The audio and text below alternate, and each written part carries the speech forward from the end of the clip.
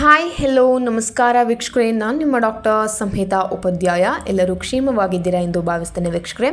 ಹಾಗಿದ್ರೆ ಸ್ನೇಹಿತರೆ, ಇವತ್ತಿನ ಒಂದು ವಿಡಿಯೋ ಅಂದರೆ ನಮ್ಮ ಮಹಿಳೆಯರಿಗೆಲ್ಲರಿಗೂ ಕೂಡ ತುಂಬಾ ಖುಷಿಯಾಗುವಂಥ ವಿಚಾರ. ನಿಜವಾಗ್ಲೂ ಖುಷಿ ಆಗುತ್ತೆ ಅಂತ ಅಂದ್ಕೊಳ್ತಾ ಇದ್ದೇನೆ. ಏನಪ್ಪ ಅದಂದರೆ, ನಮ್ಮ ಬಂಗಾರದ ರೇಟ್ ದಿನದ ದಿನಕ್ಕೆ ಈಗಾಗಲೇ 8 ಗ್ರಾಮ್ಗಳಿಗೆ ಅಥವಾ 10 ಗ್ರಾಮ್ಗಳಿಗೆ 1,00,000 ಅಷ್ಟರ ಮಟ್ಟಿಗೆ ತಲುಪಿದೆ ಅಲ್ವಾ. ಸೊ ವೀಕ್ಷಕರೇ, ಈ ಒಂದು ಚಿನ್ನದ ಬೆಲೆ ಕಡಿಮೆ ಆಗುತ್ತೆ ಅಂತ ಅನ್ನೋದ್ರ ಬಗ್ಗೆ ಕೂಡ ನಾನು ವಿಡಿಯೋನ ಮಾಡಿದ್ದೆ. ಸೊ ವೀಕ್ಷಕರೇ, ಇದೊಂದು ಸಿಹಿ ಸುದ್ದಿ. ಏನಪ್ಪ ಅದು ಅಂದರೆ, ಬಂಗಾರದ ರೇಟ್ ಇಳಿಕೆ ಆಗಿದೆ. 1,300 ಕಡಿಮೆ ಆಗಿದೆ ಬಂಗಾರದ ಮೇಲೆ. ಇನ್ನೂ 55,000ಕ್ಕೆ ಇಳಿಯಲಿದೆ ಎಂಬ ಸುದ್ದಿ ಕೂಡ ಸಿಕ್ಕಿದೆ ವೀಕ್ಷಕರೇ. ಸೊ ಹೀಗಾಗಿ ಎಲ್ಲಾದರೂ ಇಳಿದ್ರೆ ಖಂಡಿತವಾಗಿಯೂ ಹೋಗಿ ಬೇಗನೆ ಪರ್ಚೇಸ್ ಮಾಡ್ಕೊಳ್ಳಿ ಅಂತ ಹೇಳ್ತಾನೆ. ಬಿಕಾಸ್ ಇದು ಒಂದು ದೊಡ್ಡದಾದಂಥ ಒಂದು ಸುಲಭವಾದಂಥ ಇನ್ವೆಸ್ಟ್ಮೆಂಟ್ ಅಂತಲೂ ಕೂಡ ಹೇಳ್ತಾನೆ.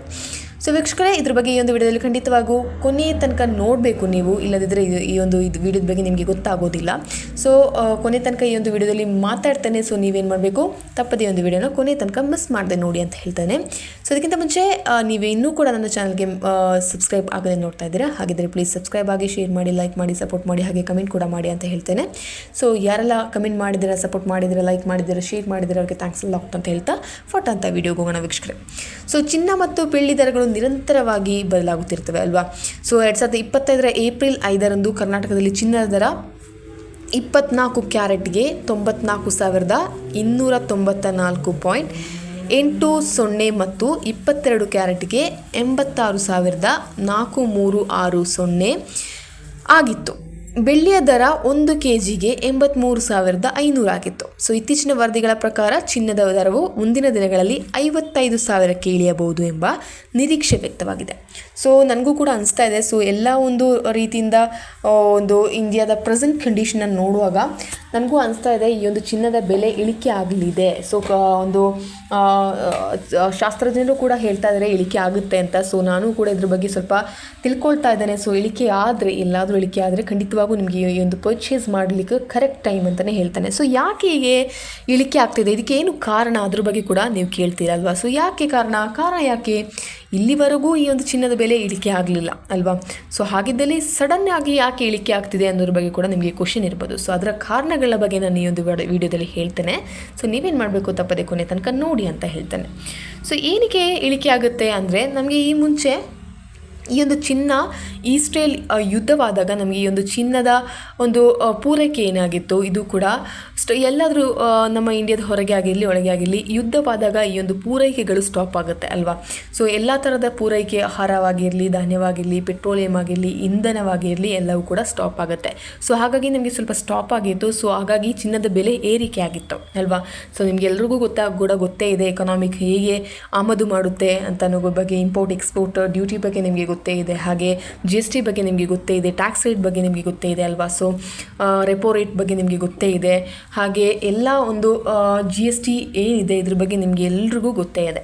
ಸೊ ಅದಕ್ಕೆ ನಾನು ಹೇಳ್ತಾ ಇದ್ದೇನೆ, ಎಲ್ಲಾದರೂ ಹೊರಗೆ ಎಲ್ಲಾದರೂ ಯುದ್ಧವಾದರೆ ನಮಗೆ ಈ ಒಂದು ಇಂಪೋರ್ಟ್ ಎಕ್ಸ್ಪೋರ್ಟ್ ತುಂಬಾ ಕಷ್ಟವಾಗುತ್ತೆ. ನಮ್ಮ ದೇಶದಲ್ಲಾಗಿರಲಿ ಹೊರಗೆ ಆಗಿರಲಿ ಈ ಒಂದು ಯುದ್ಧವಾದರೆ ಅಲ್ಲಿ ಇಂಪೋರ್ಟ್ ಎಕ್ಸ್ಪೋರ್ಟಿಂಗ್ ಇರೋದಿಲ್ಲ. ಸೊ ಅದರಿಂದಾಗಿ ಏನಾಗುತ್ತೆ, ಈ ಒಂದು ನಮಗೆ ಇಂಪೋರ್ಟ್ ಆಗುವ ವಸ್ತುಗಳು ಜಾಸ್ತಿ ಏನಿವೆ ಅವು ನಿಲ್ಲುತ್ತೆ ಅಲ್ವಾ. ಸೊ ಇಂಪೋರ್ಟ್ ಆಗೋದು ನಿಲ್ಲುತ್ತೆ. ಸೊ ಏನಾಗುತ್ತೆ, ನಮಗೆ ಅದರ ಒಂದು ಬೇಡಿಕೆ ಹೆಚ್ಚಿರುತ್ತೆ, ಆದರೆ ವಸ್ತು ಇರೋದಿಲ್ಲ. ಆ ಒಂದು ಇಂಧನವಾಗಿರಲಿ, ಗೋಲ್ಡ್ ಆಗಿರಲಿ, ಏನೂ ಕೂಡ ನಮಗೆ ಇಂಪೋರ್ಟ್ ಇರೋದಿಲ್ಲ ಅಂತ ಹೇಳುವಾಗ ನಮಗೆ ಅದರ ಬೆಲೆ ಹೆಚ್ಚು ಮಾಡಬೇಕಾಗುತ್ತೆ.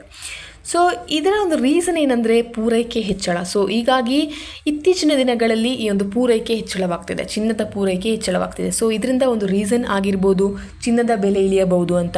ಸೊ ಚಿನ್ನದ ಗಣಿಗಾರಿಕೆ ಲಾಭದ್ವರಿತವಾದದ್ದು, ಹಾಗೆ ಹೆಚ್ಚಳವಾಗಿದ್ದು ಇದರಿಂದಾಗಿ ಪೂರೈಕೆ ಹೆಚ್ಚಾಗಿದೆ ಅಂತ ಹೇಳ್ತಾ ಇದ್ದಾರೆ. ಸೊ 2024 ಎರಡನೇ ತ್ರೈಮಾಸಿಕದಲ್ಲಿ ಗಣಿಗಾರಿಕೆ ಲಾಭವು ಪ್ರತಿ ಔನ್ಸ್ಗೆ $950 ತಲುಪಿದೆ. ಇದಲ್ಲದೆ ಜಾಗತಿಕ ಮೀಸಲುಗಳು 2,16,265 ಟನ್ಗೆ ಏರಿಕೆಯಾಗಿದೆ. ಸೊ ಇದರಲ್ಲಿ ಆಸ್ಟ್ರೇಲಿಯಾ ಗಣಿಗಾರಿಕೆಯನ್ನು ಹೆಚ್ಚಿಸಿದೆ ಮತ್ತು ಪುನಃಸಮರ್ಪಿತ ಚಿನ್ನದ ಪೂರೈಕೆ ಹೆಚ್ಚಾಗಿದೆ. ಸೊ ಇದರಿಂದ ಪೂರೈಕೆ ಹೆಚ್ಚಳವಾಗ್ತಿದೆ. ಸೊ ಇದು ಒಂದು ರೀಸನ್ ಆಗಿರ್ಬೋದು ಚಿನ್ನದ ಬೆಲೆ ಕಡಿಮೆ ಆಗೋದಕ್ಕೆ.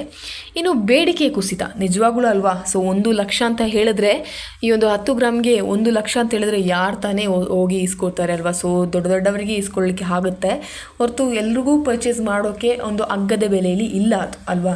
ಸೊ ನಿಮ್ಗೆಲ್ರಿಗೂ ಕೂಡ ಕಷ್ಟವಾಗ ಆಗುವಾಗ ನೀವೇನು ಮಾಡ್ತೀರಾ, ಆ ಒಂದು ಚಿನ್ನವನ್ನು ಬಿಟ್ಟು ಸುಮ್ಮನೆ ಕೂತ್ಕೋತೀರಾ, ಅಥವಾ ಬೇರೆ ಏನಾದರೂ ಶೇರ್ಸಲ್ಲಿ ಆಗಿರ್ಬೋದು, ಅಥವಾ ಬೇರೆ ಏನಾದರೂ ಒಂದು ಇನ್ವೆಸ್ಟ್ಮೆಂಟಲ್ಲಾದರೆ ಇನ್ವೆಸ್ಟ್ ಆಗಿರ್ತೀರ. ಸೊ ಈ ಒಂದು ಲಕ್ಷಕ್ಕೆ ತಲುಪುತ್ತೆ ಅಂತ ಹೇಳುವಾಗ ನೀವೇನು ಮಾಡ್ತೀರಾ, ಒಂದು ಬೇಡ, ನಮಗೆ ಈಗ ಚಿನ್ನವನ್ನು ತಗೊಳ್ಳೋದು ಬೇಡ ಅಂತ ಹೇಳ್ತಾರೆ. ಹೀಗೆ ಈಗ ಈ ಜನಗಳು ಏನು ಮಾಡ್ತಾರೆ ಅಂದರೆ ಬೇಡಿಕೆ ಕುಸಿತಾ ಇದೆ. ಸೊ ಕೇಂದ್ರ ಬ್ಯಾಂಕ್ಗಳು ಮತ್ತು ಹೂಡಿಕೆದಾರರಿಂದ ಚಿನ್ನದ ಬೇಡಿಕೆ ಕಡಿಮೆ ಆಗುತ್ತೆ. ಸೊ ವಿಶ್ವ ಚಿನ್ನ ಮಂಡಳಿಯ ಸಮೀಕ್ಷೆ ಪ್ರಕಾರ 71% ಕೇಂದ್ರ ಬ್ಯಾಂಕ್ಗಳು ತಮ್ಮ ಚಿನ್ನದ ಮೀಸಲುಗಳನ್ನು ಕಡಿಮೆ ಅಥವಾ ಸ್ಥಿರವಾಗಿರಿಸಲು ಯೋಜಿಸ್ತವೆ. ಸೊ ಇದು ಸಂಸ್ಥಾಪಿತ ಬೇಡಿಕೆಯ ಕುಸಿತವನ್ನು ಸೂಚಿಸುತ್ತದೆ ಅಂತ ಹೇಳಲಾಗ್ತದೆ. ಸೊ ನಾನು ಅದೇ ಹೇಳಿದೆ, ಬ್ಯಾಂಕು ಆಗಿರಲಿ, ಇನ್ನು ಬ್ಯಾಂಕ್ ಯಾಕೆ ಬೇಡ, ಬೇಡಿಕೆ ಈ ಒಂದು ಚಿನ್ನದಲ್ಲಿ ಇನ್ವೆಸ್ಟ್ ಮಾಡೋದು ಬೇಡ ಅಂತ, ಅಥವಾ ಚಿನ್ನಕ್ಕೆ ಒಂದು ಬೇಡಿಕೆ ಇಲ್ಲ ಅಂದರೆ ಜನಗಳಿಗೂ ಕೂಡ ಬೇಡ ಅಲ್ವಾ. ಸೊ ಹಾಗಿದ್ರೆ ಬ್ಯಾಂಕ್ಗಳಿಗೂ ಕೂಡ ಬೇಡ ಅಂತ ಹೇಳ್ತಿದ್ದಾರೆ. ಬಿಕಾಸ್ ಈ ಒಂದು ಪ್ರೈಸ್ ಏರಿಕೆ ಆಗುವಾಗ ಯಾರಿಗೆ ತಾನೇ ಬೇಕು ಅಲ್ವಾ.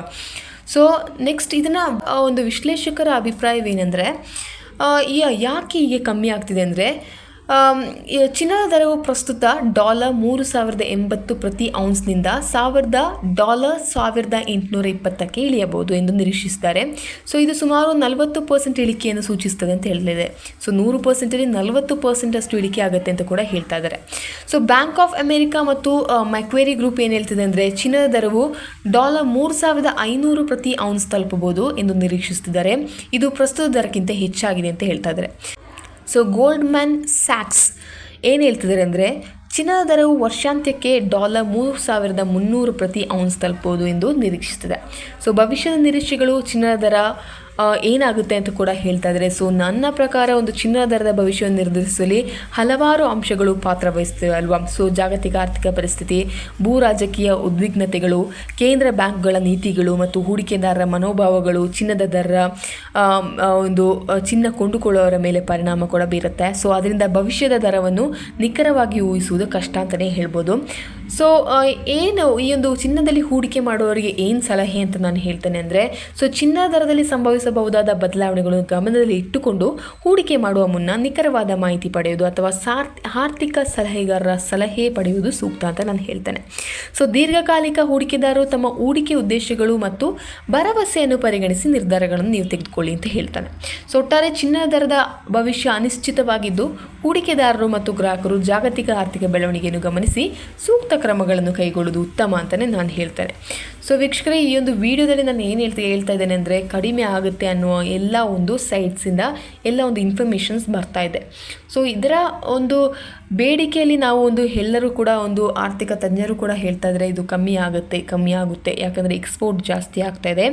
ಅದೇ ರೀತಿ ಈ ಒಂದು ಬೇಡಿಕೆ ಕುಸಿತದಿಂದ ಏನಾಗಿದೆ ಅಂದರೆ, ಈ ಒಂದು ಚಿನ್ನದ ಇಂಪೋರ್ಟ್ ಕೂಡ ಆಗ್ತಾ ಇಲ್ಲ ಅಲ್ವಾ. ಸೊ ನಾವು ಇಂಪೋರ್ಟ್ ಕೂಡ ಮಾಡ್ತಾ ಇಲ್ಲ. ಸೊ ಎಕ್ಸ್ಪೋರ್ಟನ್ನು ಅವರು ಬೇರೆ ದೇಶದಿಂದ ನಮಗೆ ಎಕ್ಸ್ಪೋರ್ಟ್ ಮಾಡ್ತಾಯಿದ್ದಾರೆ. ಆದರೆ ನಮಗೆ ಇಲ್ಲಿ ಇಂಪೋರ್ಟ್ ಮಾಡಿಕೊಂಡು ನಮಗೆ ಅಲ್ಲಿ ಏನಾಗ್ತಿದೆ ಅಂದರೆ, ಅದಕ್ಕೆ ಒಂದು ಬೇಡಿಕೆ ಇಲ್ಲದ ಥರ ಆಗಿದೆ. ಹಾಗಾಗಿ ಏನಾಗ್ತಿದೆ ಅಂದರೆ, ಈ ಒಂದು ಚಿನ್ನದ ಬೇಡಿಕೆ ಇಲ್ಲದ ಕಾರಣ ತುಂಬಾ ಕಷ್ಟ ಆಗ್ತಾಯಿದೆ.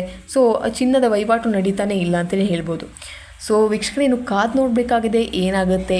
ಎಲ್ಲಾದರೂ 55,000ಗೆ ಹೇಳಿದ್ರೆ ಖಂಡಿತವಾಗ್ಲೂ ಒಬ್ಬರು ಕೂಡ ಬಿಡೋದಿಲ್ಲ ಅಂತ ನಾನು ಅಂದ್ಕೊಳ್ತಾ ಇದ್ದೇನೆ. ಎಲ್ಲರೂ ಹೋಗಿ ಈ ಒಂದು ಪರ್ಚೇಸನ್ನು ಮಾಡ್ತೀರಾ. ಬಿಕಾಸ್ ಎಷ್ಟು 40% ಅಬೋವ್ 40% ಕಡಿಮೆ ಆಗ್ತಿದೆ ಅಲ್ವಾ. ಸೊ 96,000ಇಂದ 55,000ಗೆ ಇಳೀತು ಅಂದರೆ ಯಪ್ಪ ಅಲ್ವಾ. ಸೊ ವೀಕ್ಷಕರೇ, ಈ ಒಂದು ಟೈಮ್ನಲ್ಲಿ ಎಲ್ಲಾದರೂ ಪೀಕ್ ಪೀರಿಯಡಲ್ಲಿದೆ. ಈಗ ಈ ಚಿನ್ನದ ರೇಟ್ ಪೀಕ್ ಪೀರಿಯಡಲ್ಲಿದೆ. ಸೊ ಎಲ್ಲಾದರೂ ಡೌನ್ ಆಯಿತು ಅಂತ ಹೇಳಿದ್ರೆ ಖಂಡಿತವಾಗೂ ನಿಮಗೆ ಇದೊಂದು ಒಳ್ಳೆಯ ಅವಕಾಶ ಅಂತಲೇ ನಾನು ಹೇಳ್ತೇನೆ. ಬಿಡಬೇಡಿ, ಖಂಡಿತವಾಗೂ ಪರ್ಚೇಸನ್ನು ಮಾಡಿ ಅಂತ ಹೇಳ್ತೇನೆ. ಸೊ ಈ ಒಂದು ವಿಡಿಯೋ ನಿಮಗೆ ತುಂಬಾ ಹೆಲ್ಪ್ಫುಲ್ ಆಗಿದೆ ಅಂತ ಅಂದ್ಕೊಳ್ತಾ ಇದ್ದೇನೆ. ಸೊ ಇದ್ರ ಬಗ್ಗೆ ಏನಾದರೂ ಡೌಟ್ ಇದೆ ನಿಮಗೆ ಕೇಳ್ಕೊಬೋದು. So until then see you, it's me doctor Samhita Upadhyay. ಧನ್ಯವಾದಗಳು. Thank you.